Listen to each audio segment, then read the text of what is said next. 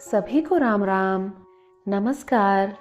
कथा कहानी चैनल में आपका हार्दिक स्वागत है। आज हम महालक्ष्मी व्रत की कथा सुनेंगे। यह व्रत राधा अष्टमी के ही दिन किया जाता है। यह व्रत 16 दिन तक रखते हैं। श्री महालक्ष्मी व्रत की आप सभी को हार्दिक शुभकामनाएं। श्री गणेशाय नमः। श्री महालक्ष्मी का व्रत एवं पूजन सौभाग्यवती स्त्रियां अपने सुहाग व परिवार के सौभाग्य एवं संतान सुख में वृद्धि के लिए करती हैं। व्रत शुरू करने से पहले देवी लक्ष्मी माँ से प्रार्थना करते हैं।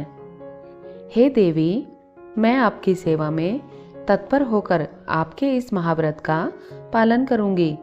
आपकी कृपा से यह व्रत बिना विघ्नों के पूर्ण हो। व्रत की विधि: 16 तार का डोरा लेकर उसमें गांठ लगा लें। हल्दी की गांठ घिसकर डोरे को रंग लें। डोरे को हाथ की कलाई में बांध लें। यह व्रत आश्विन कृष्ण अष्टमी तक चलता है। व्रत पूरा हो जाने पर वस्त्र से एक मंडप बनावें। उसमें लक्ष्मी जी की प्रतिमा रखें। प्रतिमा को पंचामृत से स्नान करावें। 16 प्रकार से पूजा करावें।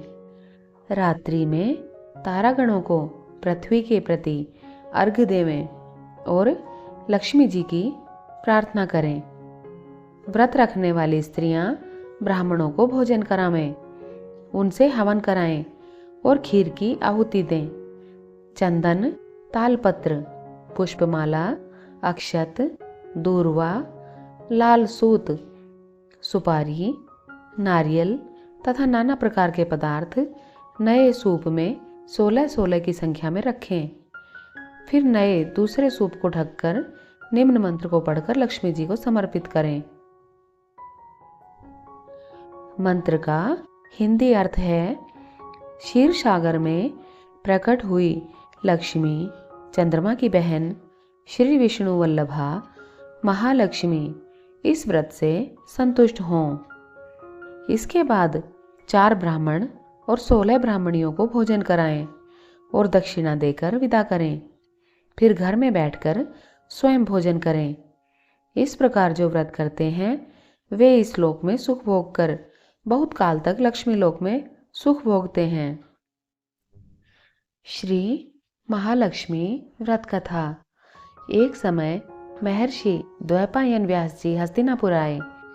उनका आगमन सुन समस्त राजकुल के कर्मचारी महाराज भीष्म सहित उनका सम्मान आदर कर राजमहल में स्वर्ण के सिंहासन पर विराजमान कर अर्घ्य पाद्य आचमन से उनका पूजन किया। व्यास जी के स्वस्थ चित्त होने पर राजरानी गंधारी ने महर्षि व्यास जी से हाथ जोड़कर प्रश्न किया, हे महाराज, आप त्रिकालज्ञ तत्वदर्शी हैं। आपसे हमारी प्रार्थना है कि स्त्रियों को कोई ऐसा व्रत व सरल पूजन बताइए जिससे हमारी राज्य लक्ष्मी, सुख, पुत्र पौत्र, परिवार सदा सुखी रहें। इतना सुनकर व्यास जी ने कहा कि हम ऐसे व्रत पूजन का उल्लेख कर रहे हैं जिससे सदा लक्ष्मी जी स्थिर होकर सुख प्रदान करेंगी। वह श्री महालक्ष्मी व्रत है जिनका पूजन प्रतिवर्ष आश्विन मतलब आश्विन मास के कृष्ण पक्ष की अष्टमी का माना जाता है। तब राजरानी गांधारी ने कहा, हे महात्मन, वह व्रत कैसे आरंभ होता है, किस विधान से पूजन होता है, यह विस्तार से बताने का कष्ट करें। तब महर्षि जी ने कहा, भाद्रपद शुक्ल पक्ष की अष्टमी के दिन सुबह व्रत का मन में संकल्प कर किसी जलाशय में जाकर स्नान कर स्वच्छ कपड़ा पहने। तत्पश्चात ताजी दूर्वा से महालक्ष्मी जी को जल का तर्पण देकर प्रणाम करना चाहिए। फिर घर आकर शुद्ध 16 धागों का एक डोरा बनाकर प्रतिदिन एक गांठ लगानी चाहिए। इस प्रकार 16 दिन का 16 गांठ का एक डोरा तैयार कर आश्विन माह की कृष्ण पक्ष की अष्टमी को व्रत रखकर मंडप बनवाकर चंदोवा तानकर उसके नीचे माटी के हाथी पर महालक्ष्मी की मूर्ति स्थापित कर तरह तरह की पुष्पमालाओं से लक्ष्मी जी व हाथी का पूजन करके कई पकवान सुवासित पदार्थों का नैवेद्य समर्पण करें। श्रद्धा सहित महालक्ष्मी व्रत करने से आप लोगों की राजलक्ष्मी सदा स्थिर रहेगी। ऐसा विधान बताकर व्यास जी अपने आश्रम को प्रस्थान कर गए। इधर समयानुसार भाद्रपद मास की शुक्ल पक्ष की अष्टमी से समस्त राजघरानों की नारियों ने व नगर स्त्रियों ने श्री महालक्ष्मी व्रत का आरंभ कर दिया। बहुत सी नारी गांधारी के साथ प्रतिष्ठा मान हेतु व्रत का साथ देने लगी। कुछ नारी माता कुंती के साथ भी व्रत का आरंभ करने लगी, परंतु गांधारी जी द्वारा कुछ द्वेष भाव होने लगा। ऐसा होते होते 15 दिन व्रत के समाप्त होकर 16वां दिन आश्विन कृष्ण पक्ष की अष्टमी का आ गया।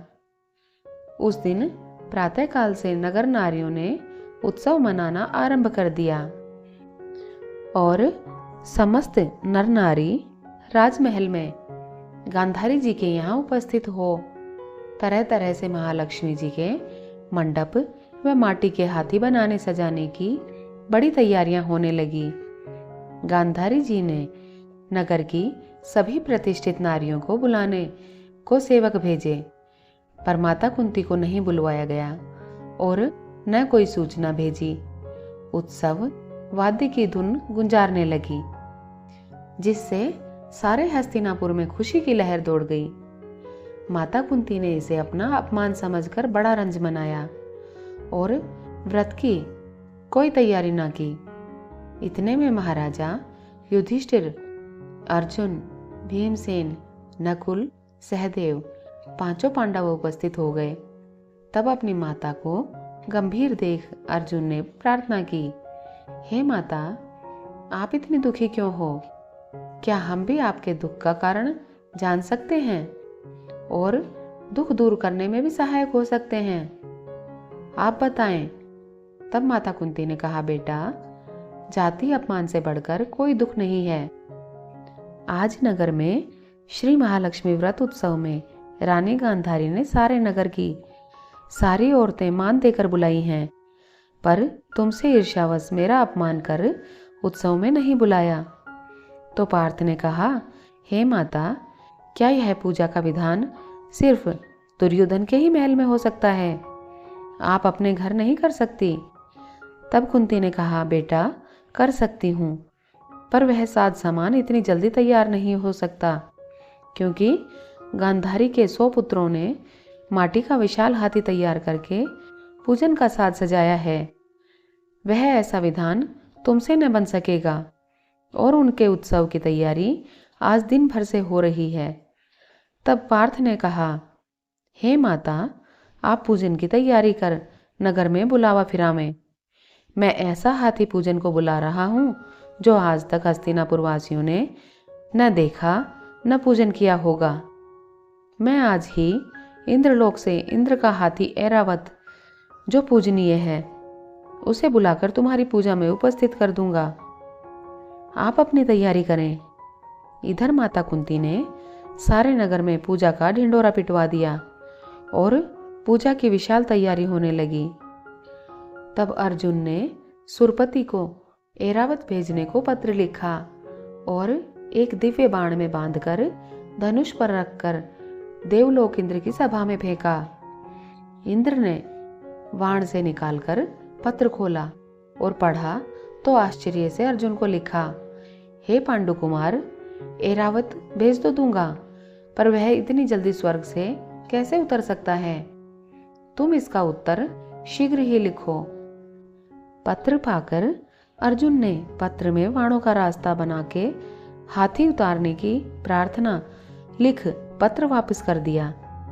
इंद्र ने मातली सारथी को आज्ञा दी कि हाथी को पूर्ण रूप से सजाकर हस्तिनापुर में उतारने का प्रबंध करो। महावत ने तरह तरह के साज सामान से ऐरावत को सजाया। देवलोक की अंबर झूल डाली गई। सुवर्ण की पालकी, रत्न जड़ित कलशों से बांधी गई। माथे पर रत्न जड़ित जाली सजाई गई। पैरों में घुंघरू स्वर्ण मणियों की बांधी गई, जिनकी चकाचौंध पर मानव जाति की आंखें नहीं ठहर सकती थी।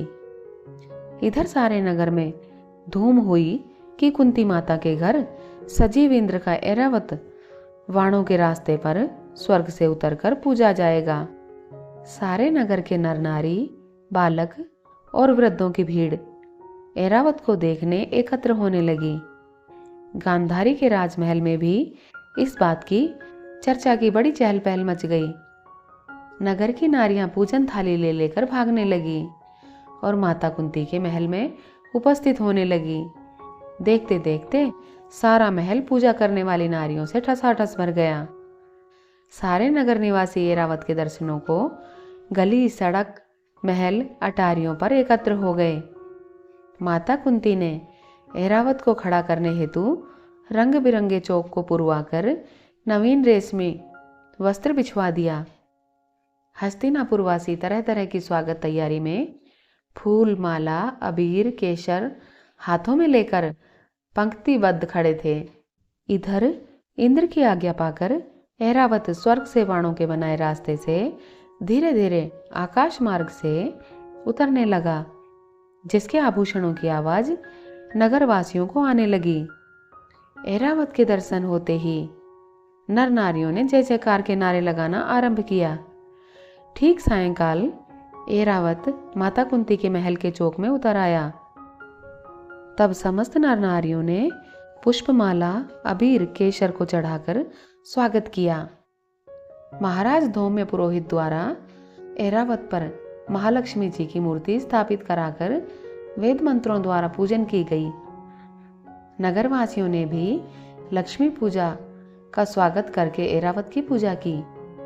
फिर तरह तरह के मेवा पकवान लेकर ऐरावत को खिलाए गए। ऊपर से यमुना जल पिलाया गया। फिर तरह तरह के पुष्पों की ऐरावत पर वर्षा की गई। पुरोहित द्वारा स्वस्ति पुण्याह वाचन कर व्रती नारियों द्वारा लक्ष्मी जी का पूजन विधान से कराया गया। कुंती ने व्रत के डोरे में 16वीं गांठ लगाकर लक्ष्मी जी के सामने समर्पण किया। ब्राह्मणों को पकवान, मेवा, मिठाई देकर भोजन की व्यवस्था की गई।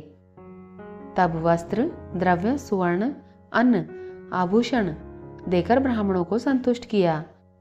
तत्पश्चात सभी व्रती नर नारियों ने श्री महालक्ष्मी जी की दीपक जलाकर प्रेम से संपूर्ण पूजन कर आरती आरंभ की। यह हमने श्री महालक्ष्मी व्रत की संपूर्ण कथा सुनी। हमारी कथा कहानियां सुनने के लिए आपका बहुत बहुत आभार। लक्ष्मी माँ की कृपा आप पर हमेशा बनी रहे। अगले कथा सत्र में हम फिर मिलेंगे। धन्यवाद। जय माँ महालक्ष्मी।